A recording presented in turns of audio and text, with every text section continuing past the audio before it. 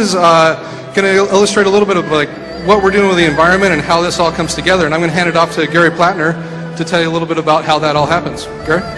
Thanks, Chris. Thanks, you guys. Oh, good job. Incredible. So let's start talking about all the new content that we've been working on that all of you are going to be playing very soon. Hopefully. Definitely.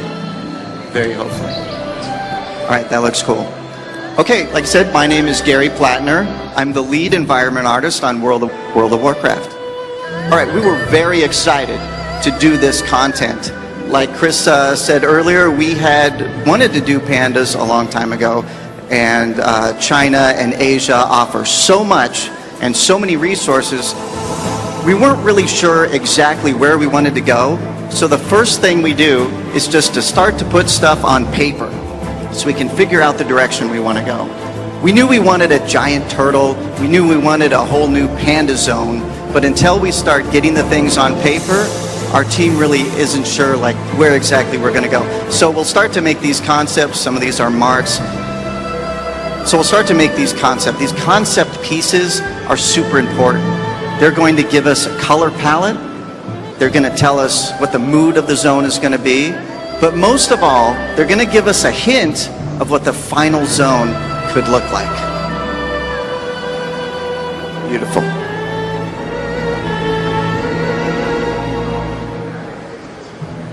Nice. All right, so our responsibility to make all of the natural elements of the game.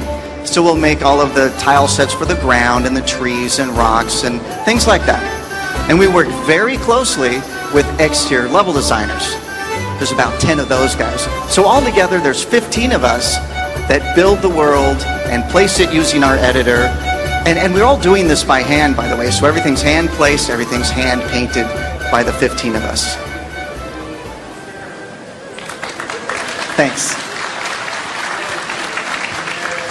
So I've talked a lot before, if you've ever been to BlizzCon before, I've talked a lot about trees and rocks and grass and the environment, but I've never really talked before about the importance of lighting and our skyboxes.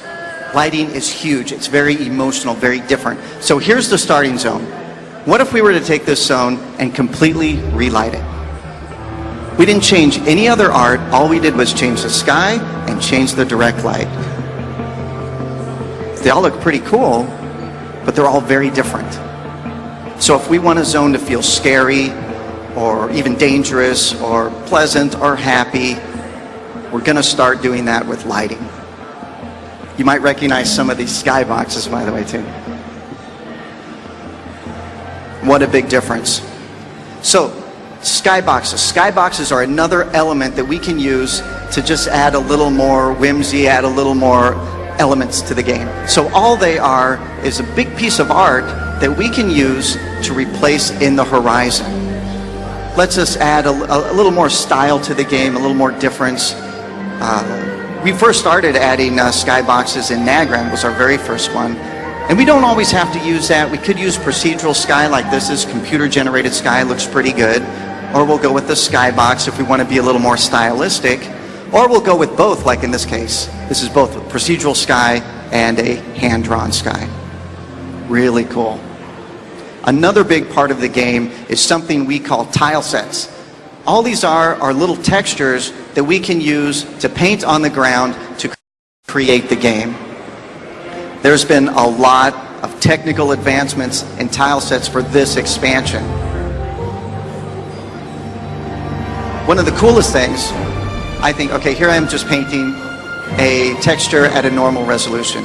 We've used textures at about 256 forever. Before we're using 64, but check this out. I can actually scale the texture and scale the resolution of the texture. That's incredible.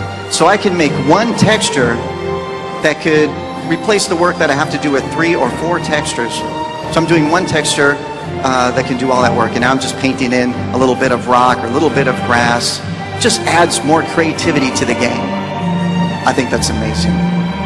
This is our editor, by the way, that we use to create WoW.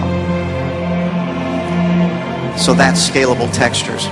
Another really cool thing, you'll see in a second, is something called height-based texturing, but it lets me paint, for example, snow inside the rocks of another texture, inside the cracks of another texture rather.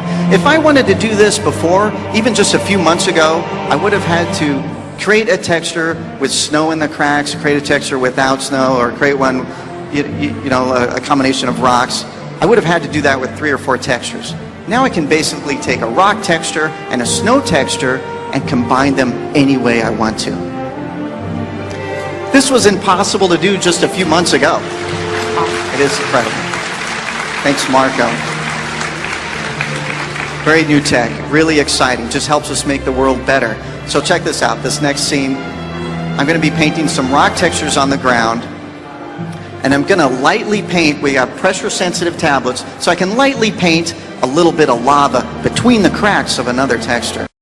So the harder I push, the more that lava comes through. Isn't that awesome? I would have had to make all those separate textures if I wanted to do that last year. So I'm going to add a little bit of vertex shading, and darken it a little bit, and pop a little red vertex on top of that, just to bring it out. Boom, done. Really cool. So, all right, hold off here.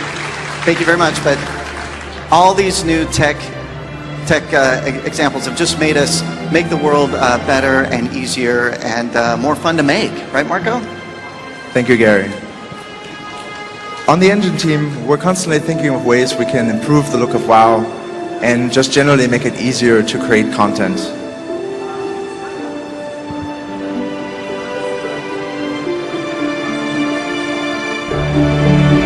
For this expansion, we came up with a technique that allows objects to pick up the terrain texture in their vicinity.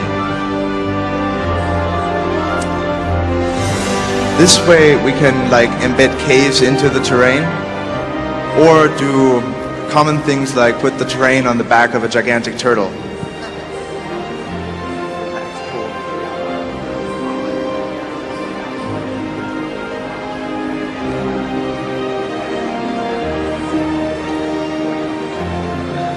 We now also support secondary animation via dynamics. Hopefully we'll be able to bring those chains that Mark was mentioning to life. We're starting with a Panner and Belt.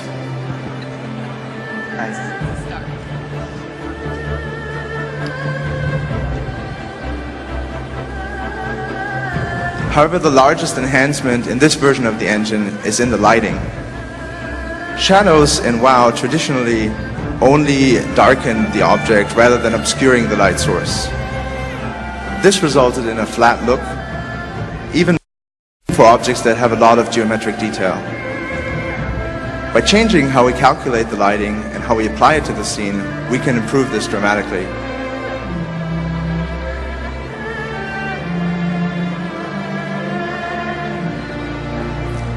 This effect is achieved by looking at the depth information in the scene and then trying to figure out how a location is obscured by its neighbors and then combining that with the lighting.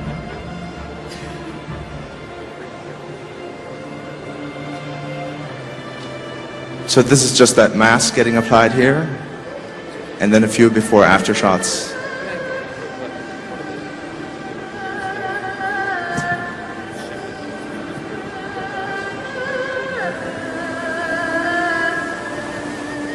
With these changes, we feel that we can make the environments look better than ever before in WoW, and we hope to give you many exciting vistas in your journey through Pandaria.